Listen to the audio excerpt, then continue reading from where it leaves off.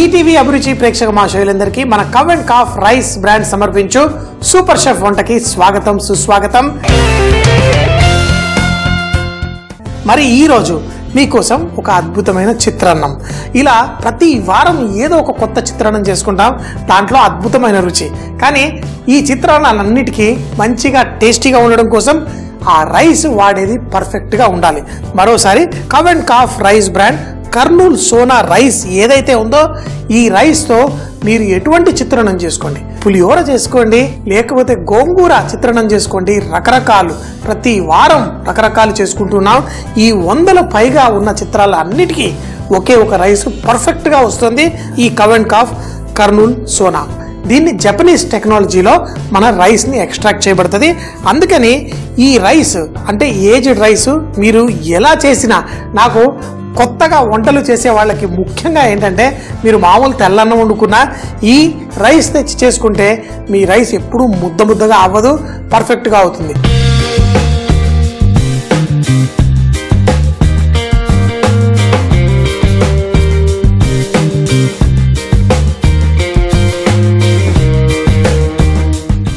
ఒక కప్పు రైస్కి 2 కప్పుల నీళ్లు చప్పున పెట్టేసుకొని దీన్ని నీళ్లు మరుగుతున్నప్పుడు, అయితే చాలాసార్లు మనం బిర్యానీ అవి చేసేటప్పుడు నూనె పోస్తాం, నూనె పోస్తే రైస్ పలుకులుగా వస్తుంది. ఈ రైస్కి నూనె పోయక్కర్లేదు, ఏం లేదు. అయితే మీరు చిత్రాన్నాలు చేసుకునేటప్పుడు కావాలనుకుంటే కొంచెం అంత ఉప్పు వేసుకోవచ్చు. కొంచెం అంత ఉప్పు రైస్తో వేసుకుంటే బాగానే ఉంటుంది, కానీ వేయకపోయినా మన రైస్ పర్ఫెక్ట్గా వస్తుంది. ఈ రైస్ని చక్కగా కడిగేశాను. ఒక 10 నిమిషాల పాటు నీళ్ళల్లో నానబెట్టుకుంటే ఇంకా పర్ఫెక్ట్గా వస్తుంది. దీన్ని ఈ విధంగా వేసేసుకుందాం. వేసిన తరువాత ఎప్పుడు నేనేం చెప్తానంటే వేడి నీళ్ళల్లో మనం బియ్యం వేసిన తర్వాత ఒక్కసారి దీన్ని ఇలా కలిపేసుకోండి. ఇప్పుడు దీన్ని మూత పెట్టేసి మనం కుక్ చేద్దాం. మన రైస్ ఎంతో పర్ఫెక్ట్గా వస్తుంది. సో మరి దీన్ని ఇటు పక్కకి జరిపేసుకుందాం. స్లోగా కుక్ అవుతోంది. ఈరోజు చేసుకుంటున్న ఈ చిత్రాన్నానికి కొంచెం పొడి తయారు చేసుకుందాం. మరి ఈ చిత్రాన్నం ఏం చేస్తున్నాం? గోంగూర అలాగే గోరుచిక్కుడు, ఇది కూడా మంచి కాంబినేషన్. గోరుచిక్కుడులో ఫైబర్ కంటెంట్ ఎక్కువగా ఉంటుంది. ముఖ్యంగా డైజెషన్ ప్రాబ్లం ఉన్నా, మోషన్ ప్రాబ్లం ఉన్నా వాటన్నిటికీ మన గోరుచిక్కుడు. ఈ గోరుచిక్కుడు కాయల్ని వెండబెట్టి దాన్ని పొడి చేసి బోల్డ్ అంత ధరకి అమ్ముతుంటారు. మరి నాకు అనిపిస్తుంది మనం మూర్ఖులమా పోయి ఆ పొడి కొనుక్కొని తిన్నాం. ఇలా ఫ్రెష్గా మన తెలుగు వాళ్ళకి ఎప్పుడైనా గోరుచిక్కుడు దొరుకుతుంది, చక్కగా తెచ్చుకోండి, ఫ్రెష్గా చేసుకొని తినండి. దీన్నే మందుల రూపంలో వేసుకోవడం కంటే ఇలా కూర రూపంలో తింటే చాలా బెటర్ కదా. అలాగే దీంట్లో కొంచెం ఐరన్ శాతం కొంచెం యాడ్ చేస్తున్నాం. ఫైబరు, ఐరన్ ఇదంతా ముఖ్యంగా లేడీస్కి చాలా ముఖ్యం. ఇందులో పొడి చేసుకుందాం. మనం మిరియాలు అలాగే మనం శనగపప్పు ఈ 2 వేసి కొంచెం సేపు వేయించుకుందాం. వేయించుకొని దీంట్లో మంచి సువాసన వచ్చినప్పుడు నువ్వులు అలాగే ఎండి కొబ్బరి తురుము కూడా వేసుకొని వేయించుకొని దీన్ని పొడి చేసి పెట్టుకుందాం. ఇలా కూరల్లో, చిత్రాన్నాల్లో దాంట్లో వేసుకోవడానికి బాగుంటుంది. దీంట్లో కావాలంటే యాలకులు, దాల్చిన చెక్క, లవంగం మరీ ఎక్కువ వేయకూడదు. ఆ మంచి సువాసన దీనికి రావడం కోసం కేవలం 1, 2 అలా వేసుకుంటే సరిపోతుంది. ఇప్పుడు శనగపప్పు కొంచెం అంత వేగి మంచి సువాసన వస్తున్నప్పుడు ఇందులో నువ్వులు వేసుకుందాం. నువ్వులు కొంచెం ఎక్కువైనా పర్లే. అలాగే ఈ కొబ్బరి పొడి ఉంది కదా, ఇది వేసుకొని దీన్ని స్లోగా మనం వేయించుకుందాం.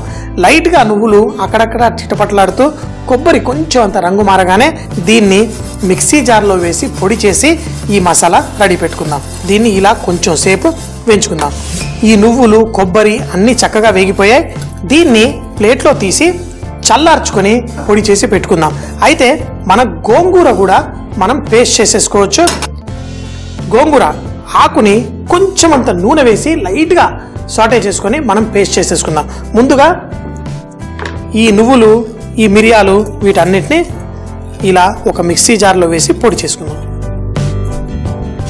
ఈ గోంగూరని మరీ ఎక్కువద్దు, 2 చుక్కల నూనె వేసి చక్కగా దీనికి పేసేసి దీన్ని పేస్ట్ చేసుకుంటే మనకి మంచిగా స్మూత్గా ఉంటుంది. మరి గోంగూర కొంచెం అంత వేడి తాకితే చాలు, అది కుక్ అయిపోతుంది. ఇందులో వేసాను, ఏం కంగారు లేదు.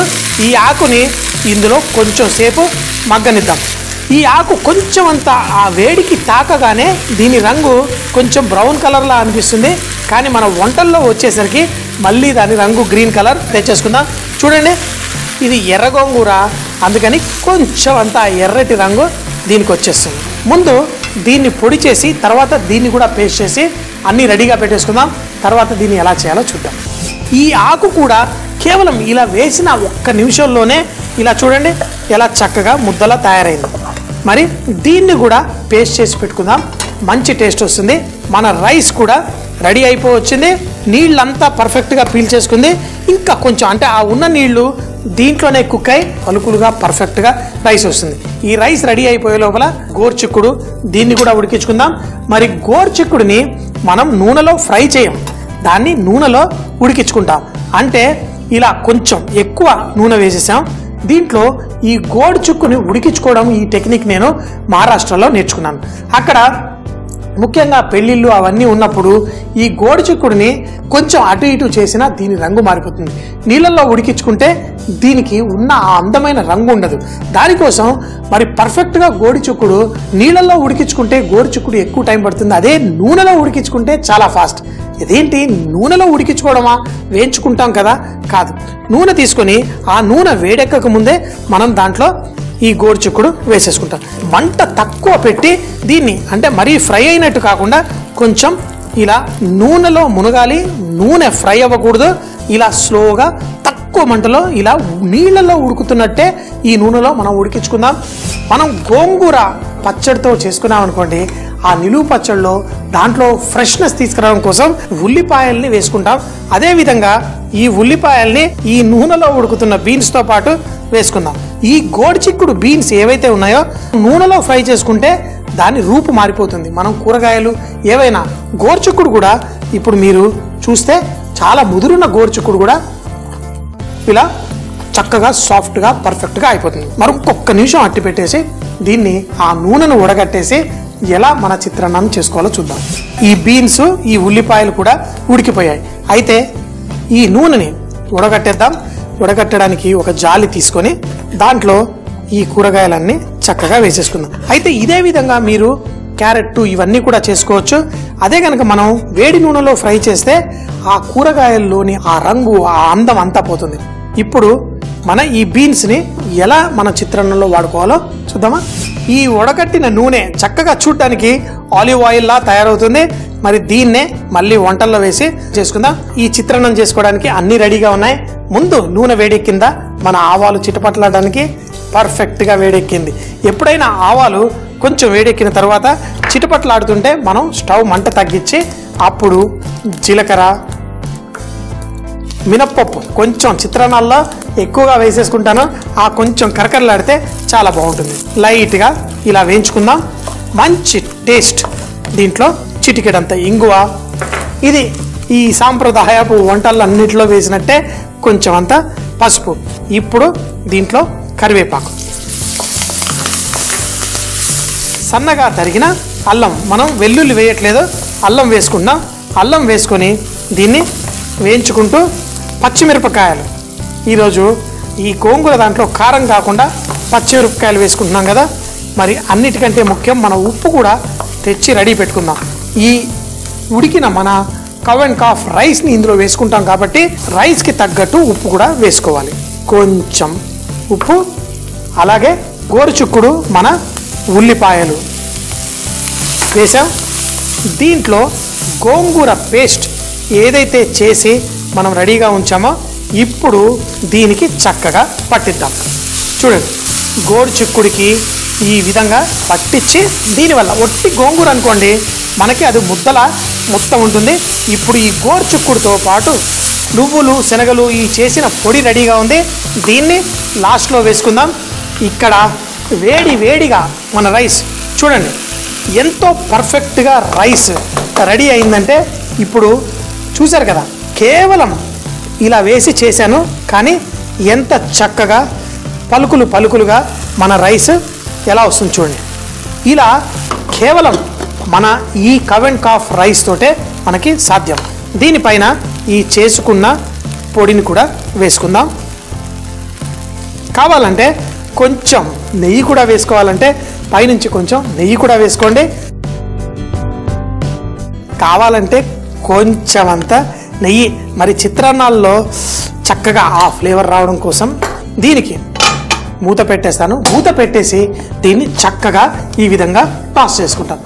ఎందుకంటే ఈ రైస్ తోటి నాకు ఏ భయం లేదు, ఎంతో చక్కగా పర్ఫెక్ట్గా వచ్చేసింది.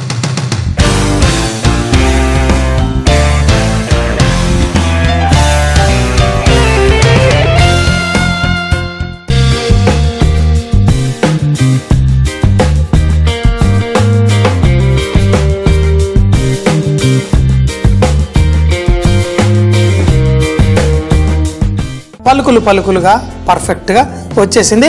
కరెక్ట్గా మసాలా అంతా సరిపోయింది. ఇంకా కొంచెం కలవందేమని ఉంటే మనం ఇలా కలిపేసుకుందాం. ఒకటి కాదు, రెండు కాదు, ఆ గోంగూర, గోడి చిక్కుడు, చక్కగా పైన వేసిన పొడి, ఎన్నో రకాల ఫ్లేవర్స్ అన్నీ కలిసి మన ఈ చిత్రాన్నం రెడీ అయిపోయింది. చక్కగా దీన్ని మనం వడ్డించేసుకుందాం. బోల్డ్ అంత రుచి, సువాసన, అద్దిరిపోయే టేస్ట్. ఆహా, ఈ విధంగా వడ్డించేసుకుందాం.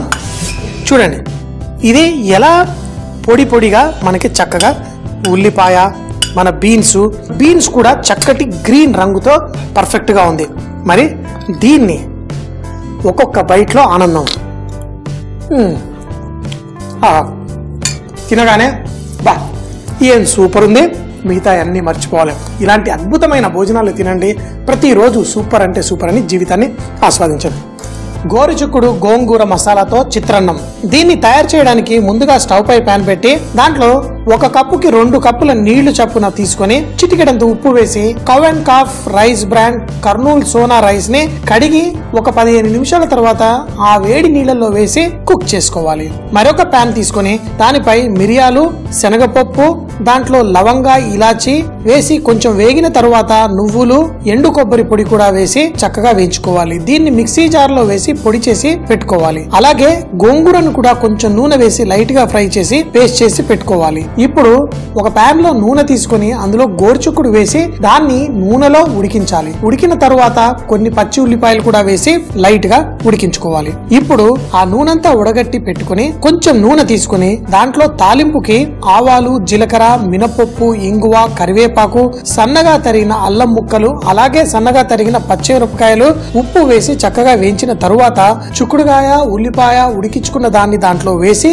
చక్కగా కలుపుకోవాలి. దానిపై మన గోంగూర పేస్ట్ వేసి కూడా చక్కగా కలిపి ఇప్పుడు ఉడికించిన అన్నాన్ని దీనిపై వేసి ముందుగా చేసుకున్న నువ్వులు, కొబ్బరి, శనగపప్పు పొడిని కూడా దీనిపైన వేసి కొంచెం నెయ్యి కూడా వేసి అన్నాన్ని టాస్ చేసి గోరుచిక్కుడు గోంగూర మసాలా చిత్రాన్నాన్ని టేస్టీగా ఎంజాయ్ చేయండి. ప్రతిరోజు మన ఈటీవీ అభిరుచిలో వచ్చే ప్రతి వంటకం మీరు మళ్ళీ చూడాలనుకుంటే మన యూట్యూబ్ ఛానల్లో ఈటీవీ అభిరుచి అని కొట్టి అక్కడ ఈ ప్రోగ్రాంలన్నీ మళ్ళీ చూడొచ్చు. అంతేకాకుండా మీరు ఫేస్బుక్లో ఈటీవీ అభిరుచిని సబ్స్క్రైబ్ చేయండి. మరిన్ని కొత్త వంటలు, విశేషాలు తెలుసుకోవచ్చు.